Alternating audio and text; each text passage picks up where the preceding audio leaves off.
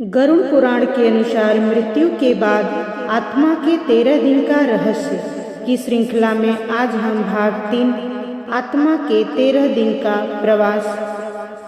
जय श्री कृष्ण। दोस्तों, आज हम हर दिन आत्मा की स्थिति और अनुभव को विस्तार से जानेंगे। जैसा कि गरुड़ पुराण में बताया गया है, पहला दिन आत्मा का मोह और भ्रम।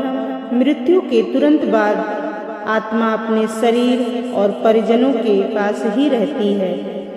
वह अपने शरीर को श्मशान ले जाते हुए देखती है। उसे रोते बिलखते परिजन दिखाई देते हैं। आत्मा को समझ ही नहीं आता कि वह मरी है या जीवित है। इस दिन उसे भूख प्यास भी सताती है। इसलिए पिंडदान का पहला महत्व इसी दिन से शुरू होता है। दूसरा दिन असहायता का अनुभव। दूसरे दिन आत्मा का मोह और गहरा हो जाता है। वह घर में घूमती रहती है, पर कोई उसे देख नहीं पाता।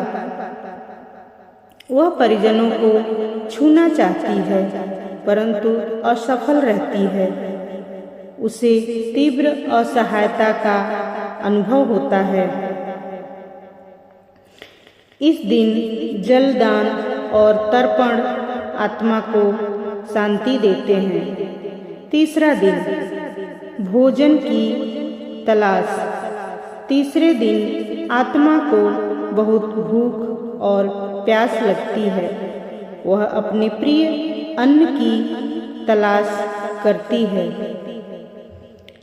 शास्त्र कहते हैं कि यदि इस दिन पिंडदान न किया जाए तो आत्मा अत्यधिक कष्ट पाती है। इसलिए गरुड़ पुराण में तीसरे दिन के पिंडदान को अनिवार्य बताया गया है। चौथा दिन स्मरण और पश्चाताप। चौथे दिन आत्मा अपने जीवन के कार्यों को याद करती है। अच्छे कर्मों से उसे थोड़ी शांति मिलती है। बुरे कर्मों का स्मरण होते ही आत्मा व्याकुल हो जाती है। इस दिन परिजनों का धर्म पाठ और दान आत्मा को राहत देता है।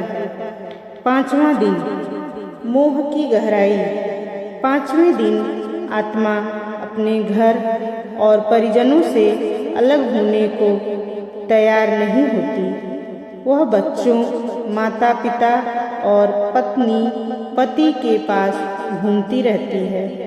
आत्मा को ऐसा लगता है कि अभी सब कुछ पहले जैसा ही है, परंतु धीरे धीरे उसे समझ आता है कि अब कोई उसे देख नहीं पा रहा।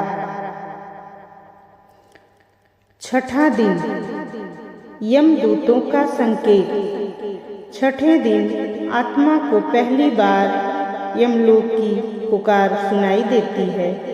यमदूत उसे स्मरण कराते हैं कि उसे आगे बढ़ना होगा। यदि आत्मा धर्मात्मा है तो उसे शांति मिलती है, अन्यथा भय सताता है। इस दिन आत्मा को पिंडदान से ऊर्जा मिलती है ताकि वह आगे की यात्रा कर सके। सातवां दिन अंतिम बार घर का चक्कर। सातवें दिन आत्मा को लगता है कि अब उसका घर से संबंध टूटने वाला है। वह अपने घर का चक्कर लगाती है, परिजनों को आखिरी बार निहारती है।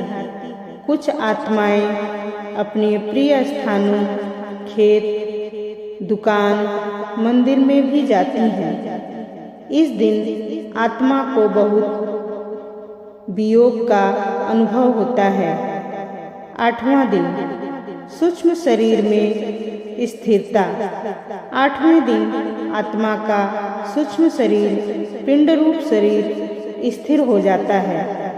वह अब स्थायी रूप से सूक्ष्म रूप में रहती है। आत्मा को अपने कर्मों के अनुसार आगे की झलक मिलने लगती है। 9वां दिन चित्रगुप्त की झलक। 9वें दिन आत्मा को यमलोक का एक द्वार दिखाई देता है। चित्रगुप्त के दूत आत्मा को कर्मों के लेखे जोखे की याद दिलाते हैं। आत्मा अपने जीवन के कई दृश्य देखने लगती है। इसलिए 9वें दिन का पिंडदान बहुत महत्वपूर्ण माना गया है। 10वां दिन कर्मों की समीक्षा। 10वें दिन आत्मा अपने अच्छे और बुरे कर्मों को स्पष्ट रूप से देखती है। धर्मात्मा आत्मा को सुख की झलक मिलती है। पापात्मा आत्मा को नरक के भयावह दृश्य दिखाई देते हैं। यही कारण है कि 10वें दिन परिजनों द्वारा विशेष रूप से श्राद्ध और पुण्य कार्य किए जाते हैं। 11वां दिन पिंडदान से शक्ति। 11वें दिन आत्मा को परिजनों द्वारा किया गया पिंडदान और श्राद्ध बहुत शक्ति प्रदान करता है। इससे आत्मा को आगे की यात्रा के लिए सूक्ष्म देह पूर्ण रूप से तैयार हो जाता है। यह दिन आत्मा के लिए निर्णायक है। 12वां दिन यमलोक की यात्रा की तैयारी।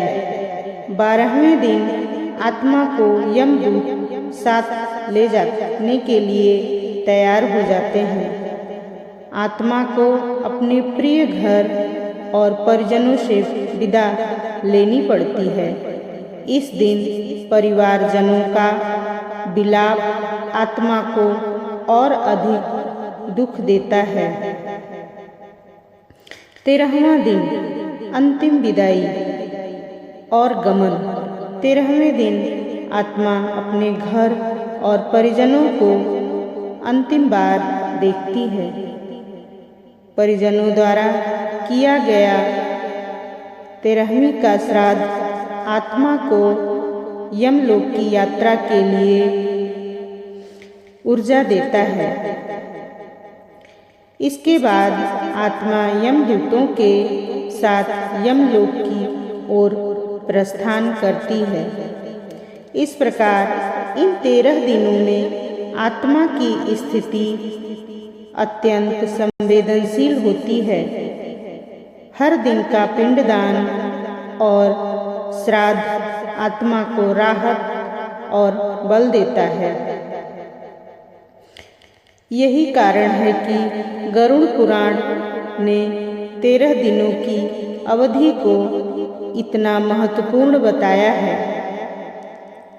इसके बाद आत्मा अपने कर्मों के अनुसार स्वर्ग, नरक या पुनर्जन्म की ओर बढ़ती है। तो दोस्तों, आपको हमारी यह जानकारी कैसी लगी? यदि आपको पसंद आई हो तो हमारे इस चैनल को लाइक, शेयर और सब्सक्राइब अवश्य करें। तब तक के लिए धन्यवाद।